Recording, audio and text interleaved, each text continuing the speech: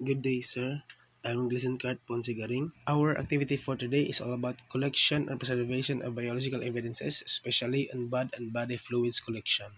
There are four methods on how to collect blood and body fluids from crimson. First is cutting, second is wet absorption, third is tape lifting, last is scrapping. First method that we are going to perform is cutting. The investigator need to do is to cut a portion of the item where the suspected blood stain adheres. The instrument we use is a sterile cutting device or sterile scissor, and then we put it on a paper bag in order to preserve the type of evidences that we discover on a suspected item.